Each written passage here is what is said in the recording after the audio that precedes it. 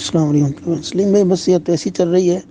لیکن اللہ پاک کا یہ کرم ہے کہ بس روزے رکھے جا رہے ہیں، اور بس اور اس بات کا افسوس ہے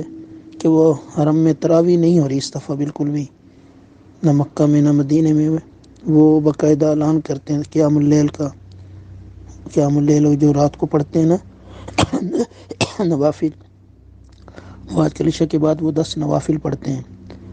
پہلے یہ آخری عشرے میں پڑھتے تھے نا، رات کو شروع کرتے تھے 12-1 بجے سے 3 بجے تک، آج کل وہ قیام اللیل پڑھ رہے ہیں۔ تراویح کہتے ہیں بدعت ہے، صرف نہ مکہ مکرمہ میں تراویح ہو رہی ہے نہ مدینہ میں ہو رہی ہے، تو بس پھر ہم بھی ان کے پیچھے نفلوں کی نیت سے پڑھتے ہیں، چونکہ تراویح کی نیت تو ہم کر نہیں سکتے، تراویح سنت مؤکدہ ہے اور ان کی نیت نفل کی ہوتی ہے، باقاعدہ وہ اعلان کرتے ہیں قیام اللیل کا، قیام اللیل اصابکم اللہ، قیام اللیل کرو تمہیں اللہ تعالیٰ ثواب دے گا۔ تراویح انہوں نے 3 سال سے ختم کی ہوئی ہے، مجھے تو یہ مغالطہ رہا کہ یہ تراویح پڑھ رہے ہیں، لیکن وہ رات کو پھر میں نے غور سے ان کا اعلان سنا، تراویح سے پہلے وہ قیام اللیل سے پہلے انہوں نے اعلان کیا،